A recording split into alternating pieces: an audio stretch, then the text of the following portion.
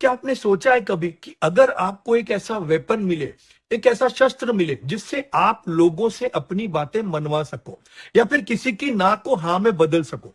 जी हाँ, रॉबर्ट चाल्डिनी की किताब influence the psychology of persuasion से कुछ ऐसे लॉज के बारे में आज मैं आपसे बातें करूंगा, जिनको अगर आपने समझ लिया, इंप्लीमेंट किया, तो आप अपने बिजनेस या प्रोफेशन में कमाल कर दोगे।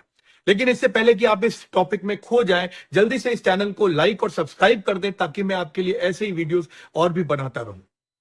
परसुएशन करना, अपनी बातों को मनवाना एक स्किल है जो सीखा जा सकता है। एरिस्टोटल, एक ग्रीक फिलोसोफर ने 2400 साल पहले एथोस, लोगोस और पैथोस के बारे में बताया था।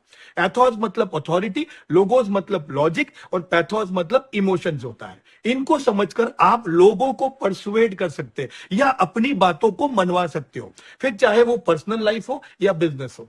एथोस मतलब बंदा जो मैसेज दे रहा है वो क्रेडिबल होना चाहिए, अथॉरिटी होनी चाहिए, या वो लाइकेबल होना चाहिए, या नॉलेजेबल होना चाहिए। इसीलिए टीवी एड्स में हम बहुत सारे एक्टर्स या क्रिकेटर्स को देखते हैं जिन्हें लोग लाइक करते हैं, या फिर कई सारे हेल्थ प्रोडक्ट को बेचने के लिए डॉक्टर्स के व्हाइट कोट का यूज करते हैं या लेबोरेटरी दिखाते हैं, जो कि अथॉरिटी का सिंबल है। लोगोस का मतलब होता है लॉजिक, जिससे लोग अपना डिसीजन ले सके। जैसे फ्रेश फ्रूट जूस के पैकेट पे आप देखेंगे 1 glass of juice is equal to 5 oranges. मतलब वो आपको लॉजिक दे रहे हैं कि आपको 5 ऑरेंज खाने की जरूरत नहीं है, सिर्फ 50 रुपए का उनका एक ग्लास पी लीजिए। और पैथोस का मतलब होता है इमोशंस। जहां कुछ काम नहीं आता वहां पर इमोशंस की बातें होती है। इसलिए शराब की companies men will be men कहकर अपना प्रोडक्ट बेचते हैं। No logic, no authority, only emotions. Mother turkey पक्षी अपने बच्चों से बहुत प्यार करती है और उनकी चीप चीप की आवाज सुनकर उन्हें प्यार करती है, सहलाती है और खाना देती है। लेकिन अगर बच्चे चीप चीप की आवाज ना करे तो वो उन्हें रिकॉग्नाइज नहीं करती है और खाना भी नहीं देती है, कभी कभी तो उन्हें मार भी देती है। एक बार एक रिसर्च किया गया जिसमें एक बिल्ली के बच्चे के गले में स्पीकर लगाया गया जिसमें से चीप चीप की आवाज आई, और मदर टर्की ने उसे उतना ही प्यार किया और खाना खिलाया। आप सोचोगे ये कैसी नादानी है, लेकिन दोस्तों हम सभी मदर टर्की की तरह ही शॉर्टकट के आधार पर काम करते हैं। हमें दिन भर अनेकों डिसीजंस लेने होते हैं। सुबह कौन से कपड़े पहनने से लेकर के बिजनेस के बड़े बड़े डिसीजंस लेने होते हैं। हर डिसीजन हम शॉर्टकट से लेते हैं क्योंकि हमारे पास उतना टाइम और एनर्जी नहीं होती है। फॉर एग्जाम्पल, एक रिसर्च किया गया, एक बंदा फोटोकॉपी की शॉप में जाकर के लोगों से रिक्वेस्ट करता है कि क्या मैं पहले जेरोक्स करवा सकता हूं, और 60% लोग उसे हाँ कहते हैं। सेम टाइप के सिचुएशन में वो सेम सवाल करता है विथ रीजन कि क्या मैं जेरोक्स पहले करवा सकता हूं क्योंकि मुझे जल्दी है। ये सुनकर 94% लोग उसे हाँ कहते हैं। सेम सिचुएशन में एक बार फिर वो जाता है और सवाल करता है कि क्या मैं पहले जेरोक्स करा सकता हूं क्योंकि मुझे करना है। इस पर भी 93% लोग उसे हाँ कहते हैं।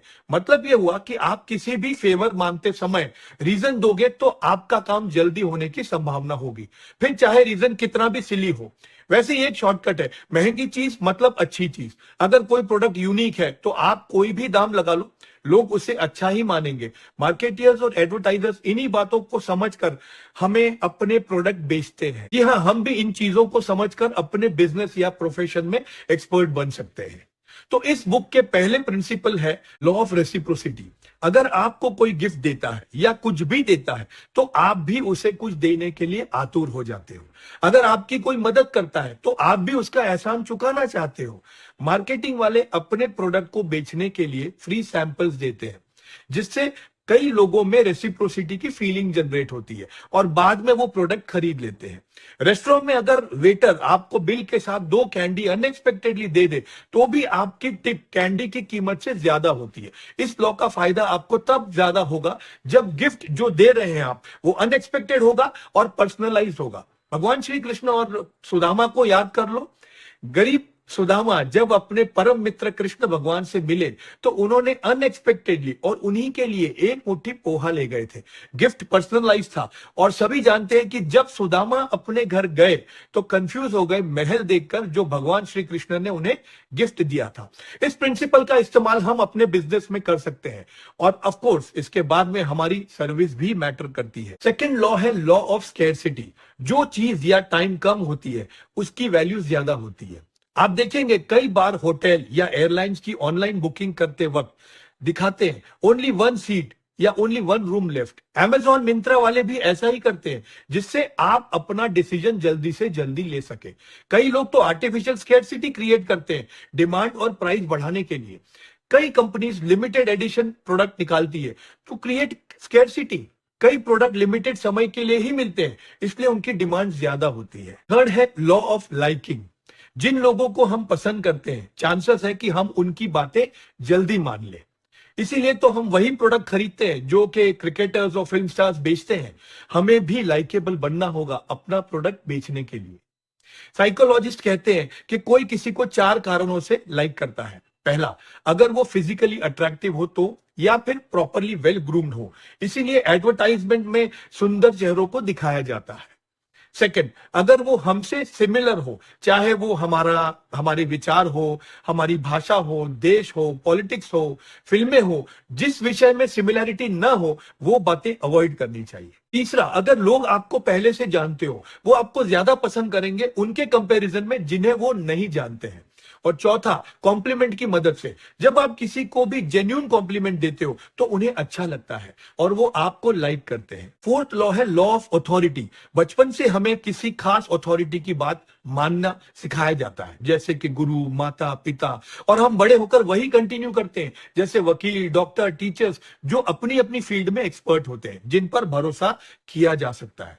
अथॉरिटी में 2 चीजें होती है, एक सब्सटेंस और दूसरा सिंबल।